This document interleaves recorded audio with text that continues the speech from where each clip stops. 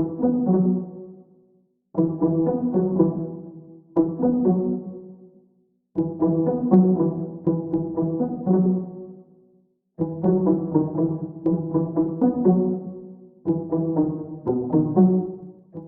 mahakasika ny fanapozinana ara-tsakafo izay nalaza be tao Antananarivo renivohitra tao dia fantatra mantsy fa olona valo no voarohorohy fa ny telo nidoboka amponja avy hatrany araky ny fanazavana izay noentiny tonia mpanolalana hatrany tao Antananarivo renivohitra tao tamin'ity herinandro ity.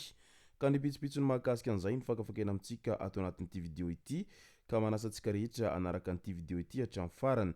Azadino ny milaiky ny vidéo antsika ary tsarovy hatrany ny miabone amin'ny chaîne antsika mba ahafahanareo manaraka tsy tahabaka ny vidéo zay lefa nety isan'andro.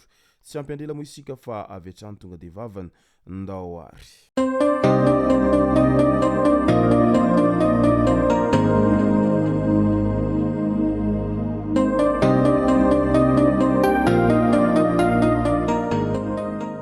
Ny tonga tsy miaraba hono namantesitra ka dia faly miaraba isika rehetra mpanaraka tsy tapaka an'ity chaîne ity tenako amin'ity androandroany ity.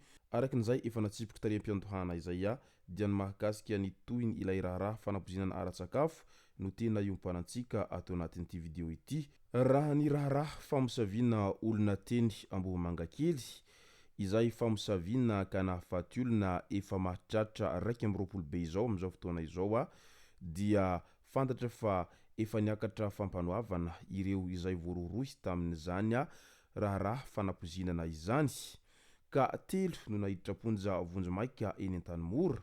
Fianakaviana akaiky no ahina fa nahavanondoza tao anatin'ity resaka famosaviana ity.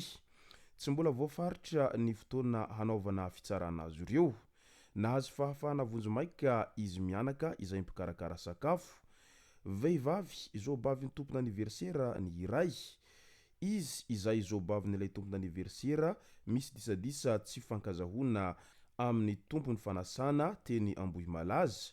Vehivavy iray hafa izay kozinina n'ilay tompona aniversera ihany koa izay tsy mifankahazo ihany koa tamin'ilay tovovavy tompony tsingeritaona nankalazaina teny Ambohimalaza ary ombiasy no tompony ody mahery vaika izay nampiasainy ity kozinina ity nakana poizina mahery vaika natao tamin'ireo sakafo ka niditra ponja eny an-tanimora avokoa ireo telo voalaza ireo fa ny ambiny dia nahazo fahafahana vonjomaika. Ka noho izany dia resaka disadisa sy tsy fangazahona eo amin'ny samby mpiaramonina sy mpihavana no tena antony nahatonga an'ity resaka fanapozinana ara-tsakafo izay nahafatesan'olona maro be ity.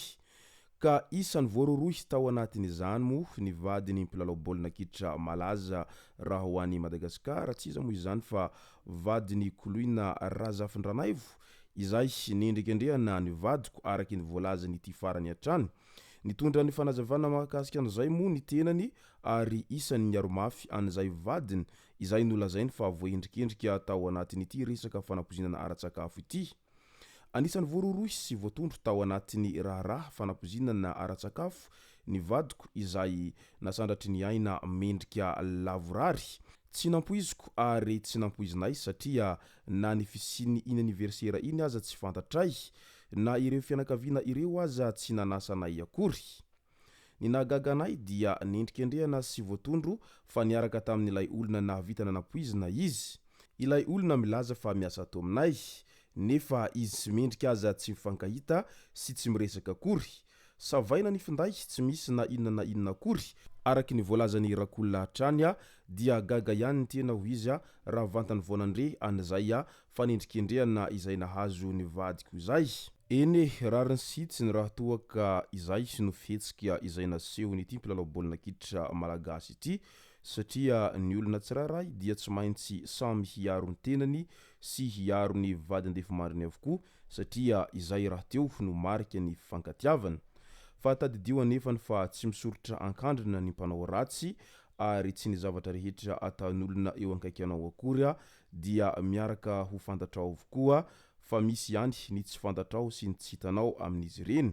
Ka dia andrasantsika eto ara izay ho valiny fanatiadiana sy ny fitsarana lalina atao azy ireo zay de eo isika vao afaka miteny amin'izay farany hoe tena nahavandoza ve ireo olona izay voalaza ireo sa tsy izy ireo no tena tao ambadika an'izay zavatra izay ka apetraka atsika eo ampelantanan'ireo tompon'andraikitra izany rehetra izany mandra-piandriny izay tena ivoahan'ny marina ny amin'ny mahakasika an'ity raha famosaviana ity. Manoloana an'izay moa dia nitondra ny fanazavana ihany koa ny avy amin'ny tonia mpanao lalàna eo anivon'ny fitsarana ambaratonga voalohany ny amin'ny mahakasika ilay fanapozinana teny Ambohimalaza. Araka ny fanatsipoktery aloha dia olona valo ireo voarohorohy ka misa 4 ny vehivavy ary 2 kosa ny lehilahy. Nisy ny nanatrika ny lanonana ary nisy ny tsy nanatrika izany. Nisy tamin'ireo olona voarohorohy ireo no nanome toromarika, nisy ny nanome ny poizina ary ao ny namafy ny poizina tamin'ny sakafo. Fantatra fa nifandray tamin'ny alalan'ny antson-taroby sy ny hafatra miafina ao anaty tambazotra-tserasera ireo olona ireo na dia niezaka nanda ho tsy nifampiresaka aza izy ireo.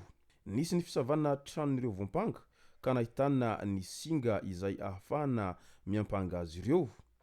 Teo koa ny fitsirihana natao tamin'ny alalan'ny caméra de surveillance tao amin'io trano fanaovana lanonan'io ka nahitana ny fihetsika ny tsirairay tamin'io fotoana io.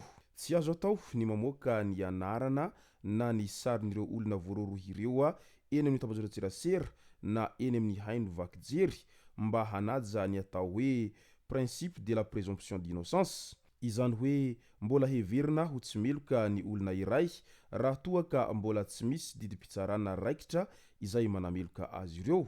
Fanapozinana na empoisonnement no hanenjehana azy ireo atreto. Nisy ny fampidirana amponjavonjomaika ireo voarohorohy mandra-pahatonga ny fotoam-pitsarana azy ireo rehefa namoaka ny didy ny mpitsara izay mpanao famitorana.